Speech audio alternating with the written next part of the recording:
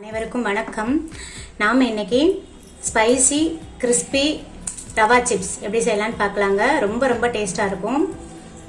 அதே மாதிரி ரொம்பவும் கிறிஸ்பியாக இருக்கும். பாருங்கள் எவ்வளோ கிறிஸ்பியாக இருக்குன்னு. வாங்க இந்த சிப்ஸ் எப்படி செய்யலாம்னு பார்க்கலாம். வாங்க வீடியோக்குள்ளே போகலாம். ஃபஸ்ட்டு 1 கப் ரவை எடுத்திருக்கீங்க. வறுத்த ரவை வறுக்காத ரவை எதுவாக இருந்தாலும் ஓகே தான். இது 100 கிராம் இருக்கும். கிராமில் சொல்ல போனோம்னா இது 100 கிராம் இருக்கும். நீங்கள் ஆழாக்கு இல்லைன்னா கப்போ இல்லை கிளாஸோ எதில் வேணால் நீங்கள் மெஷர் பண்ணிக்கலாங்க. இப்போ ஃபஸ்ட்டு இதை நாம் ஒரு மிக்ஸி ஜாருக்கு ட்ரான்ஸ்ஃபர் பண்ணிக்கலாங்க. இந்த ரவையை உங்களால் எந்த அளவுக்கு ஃபைன் பவுடராக அரைக்க முடியுமோ அந்த அளவுக்கு ஃபைன் பவுடராக அரைச்சிக்கோங்க. பாருங்கள், நான் ஃபைன் பவுடரை அரைச்சிட்டு வந்துட்டேன். ரொம்ப ஃபைனாக அரைப்படாதுங்க. ரவை எப்பயுமே ஓரளவுக்கு நொறுநொறுப்பாக இருக்க தான் செய்யும். ஸோ இந்த அளவுக்கு அரைச்சிக்கோங்க. இப்போ பாருங்கள், நான் ஒரு மிக்சிங் பவுலுக்கு இந்த ரவை பவுடரை டேஸ்ட்டுக்கு தகுந்த மாதிரி உப்பு ஆட் பண்ணுறேங்க. உங்கள் காரத்துக்கு ஏற்ப சில்லி பவுடர் நான் 1/4 ஸ்பூன் சில்லி பவுடர் ஆட் பண்ணுறேங்க. 1/4 ஸ்பூன் ஓமம் ஆட் பண்ணுறேங்க. நெக்ஸ்ட்டு ஒரு 15 கருவேப்பிலை எடுத்து இந்த மாதிரி ஃபைனாக கட் பண்ணி வச்சுருக்கேங்க. அதையும் ஆட் பண்ணி கருவேப்பிலையை ஸ்கிப் பண்ணாமல் ஆட் பண்ணிக்கோங்க. ஏன்னா ஃப்ளேவர் ரொம்ப சூப்பராக இருக்கும். அவ்வளோதாங்க. இதை நம்ம நல்லா மிக்ஸ் பண்ணிடலாம். நீங்கள் எந்த கப்பில் ரவையை மெஷர் பண்ணீங்களோ அதே கப்பில் ஒரு 1/2 கிளாஸ் தண்ணி எடுத்துக்கோங்க. 1/2 கிளாஸ் தண்ணி போதுமானது. ஏன்னா சில ரவையை பொறுத்து தண்ணியோட அளவுகள் மாறுபடலாங்க. கொஞ்சமாக வாட்டர் ஆட் பண்ணி மிக்ஸ் பண்ணிக்கோங்க.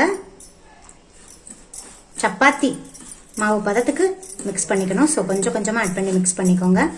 பாருங்க, நான் நல்லா மிக்ஸ் பண்ணிட்டேன். எனக்கு 1/2 கிளாஸ் தண்ணி போதுமானதாக இருந்தது. ஃபஸ்ட்டு பிணையிறப்ப இந்த மாதிரி கொஞ்சம் பிசுப்பாக தாங்க பிணைஞ்சுக்கணும். ஏன்னா நம்ம இப்போ 20 நிமிஷம் இதை ஊற வைக்க போகிறோம். ஸோ தண்ணியெல்லாம் ஓரளவுக்கு ரவை அப்சர்வ் பண்ணிடும். நீங்கள் ரொம்ப முதைய கெட்டியாக பிணைஞ்சிட்டிங்கன்னா ரொம்ப மாவு ஒரு 20 நிமிஷத்துக்கு அப்புறம் ரொம்ப டைட் ஆயிரும். ஸோ இப்படி கொஞ்சம் பிசுப்பாகவே இருக்கட்டும். மூடி போட்டு கவர் பண்ணிடலாம். ஒரு 20 நிமிஷத்துக்கு அப்புறம் பார்க்கலாம். நீங்கள் ஊற வைக்கிறதுக்கு முன்னாடியே உப்பு காரமெல்லாம் செக் பண்ணிக்கோங்க. அப்படி தேவைன்னா ஆட் பண்ணிவிட்டு நல்லா மிக்ஸ் பண்ணிவிட்டு ஊற வச்சுருங்க. ஓப்பன் பண்ணிடலாம். பாருங்கள், நம்ம முதல்ல எவ்வளோ பிசுன்னு இருந்துச்சு. இப்போ பாருங்கள், ரவை தண்ணியை ஓரளவுக்கு இழுத்துருச்சு. ஸோ அதனால தான் கொஞ்சம் ஃபஸ்ட்டு நீங்கள் கொஞ்சம் பிசுன்னு பிணைஞ்சுக்கோங்கன்னு சொன்னேன். இப்போ 1 ஸ்பூன் ஆயில் ஆட் பண்ணிக்கலாம். சப்பாத்தி மாவு பண்ணிடுற மாதிரி நல்லா பிணைஞ்சுக்கோங்க. அப்போ தான் நல்லா கிறிஸ்பியாக வரும்.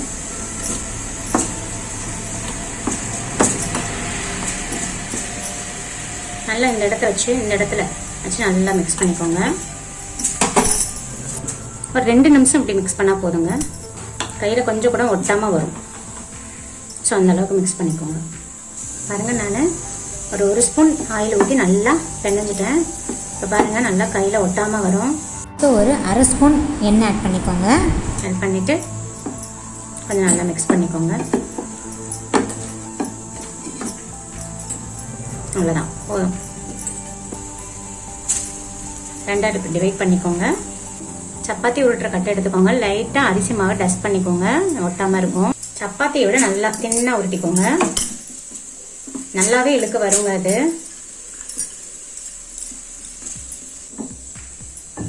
பாருங்க, இந்த அளவுக்கு நல்லா தின்னாக ஸ்ப்ரெட் பண்ணிக்கோங்க. இதுக்கு எந்த ஷேப்பில் வேணாலும் நீங்கள் கட் பண்ணிக்கலாங்க.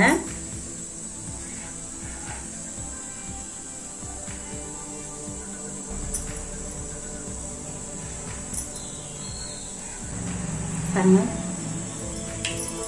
எப்படி வேணாலும் நீங்கள் கட் பண்ணிக்கலாங்க, உங்கள் விருப்பம்தான். இதை நம்ம அப்படியே ஒரு பிளேட்டில் எடுத்து வச்சிடலாம். இப்படி ஒன்றா பிளேட்டில் எடுத்து வச்சிடலாங்க. நான் செகண்ட் மாவையும் இப்படி நல்லா சப்பாத்தி மாதிரி திரட்டிட்டீங்க. இதுக்கு நான் சர்க்கிள் ஷேப்பில் மோல்டு பண்ண போகிறேன். இதுக்கு நீங்கள் சிரப் பாட்டில் மூடி எடுத்துக்கோங்க. நல்ல எட்ஜு நல்லா ஷார்ப்பாக இருக்கும். ஸோ இப்படி நல்லா ப்ரெஸ் பண்ணிக்கோங்க. உங்கள்கிட்ட குக்கீஸ் கட்டர் இருந்தால் கூட டிஃப்ரெண்ட் ஷேப்பில் நீங்கள் எடுத்துக்கலாம் மோல்டு பண்ணி. இப்போ மிச்ச மாவெல்லாம் எடுத்துடலாம்.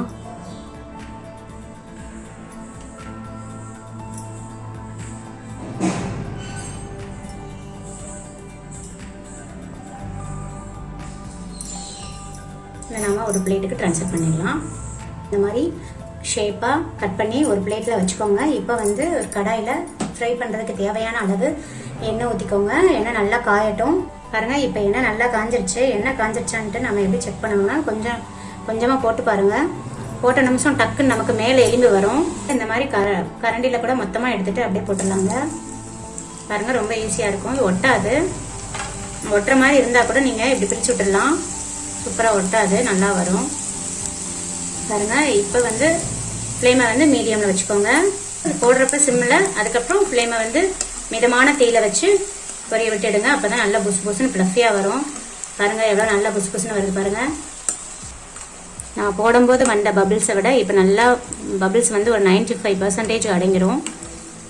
அந்த டைமில் நம்ம எடுத்து நல்லா இப்போ சிவந்துருச்சு. இந்த அளவுக்கு கோல்டன் ப்ரௌனிஷ் ஆனால் போதுங்க. ரொம்ப கருக்க விட்டுறாதீங்க. இப்போ நம்ம எடுத்துடலாம். ரவா சிப்ஸ் ரெடி ஆயிடுச்சுங்க. பாருங்கள், எவ்வளோ கிறிஸ்பியாக இருக்கு பாருங்கள். நீங்கள் ஒரே ஒரு டைம் மட்டும் இந்த மாதிரி ட்ரை பண்ணி பாருங்கள். தண்ணியோட அளவு கரெக்டாக இருக்கணும். திரட்டுறப்ப நல்லா தின்னாக திரட்டிக்கோங்க. இதுக்கு மேலே கொஞ்சமாக சாட் மசாலா வச்சுருந்தீங்கன்னா அதை இப்படி லைட்டாக ஒரு பிஞ்ச் போட்டால் கூட போதுங்க. அதை கூட நீங்கள் லைட்டாக இப்படி தூவி விட்டுக்கோங்க. சாட் மசாலா இல்லைனாலும் பரவாயில்லைங்க, உங்கள்கிட்ட இருந்தால் சேர்த்துக்கோங்க. இதுவே நல்லா டேஸ்ட்டாக தான் இருக்கும். நீங்கள் கருவேப்பிலை அந்த ஓமம்லாம் சேர்க்குறதுனால நல்லாவும் ஃப்ளேவர் நல்லாயிருக்கும், சாப்பிட்றதுக்கும் நல்லாயிருக்கும். இதை நீங்கள் ஒரு ஏர்டைட் கண்டெய்னரில் ஸ்டோர் பண்ணி வச்சுக்கிட்டிங்கன்னா 10 days ஆனாலும் கெடாதுங்க. இந்த வீடியோ பிடிச்சிருந்தா லைக் பண்ணுங்கள், ஷேர் பண்ணுங்கள், கமெண்ட் பண்ணுங்கள். மறக்காமல் சப்ஸ்கிரைப் பண்ணுங்கள். உங்கள் ஃப்ரெண்ட்ஸ் அண்ட் ரிலேட்டிவ்ஸ் கூட ஷேர் பண்ணிக்கோங்க. தேங்க்யூ. தேங்க்ஸ் ஃபார் வாட்சிங்.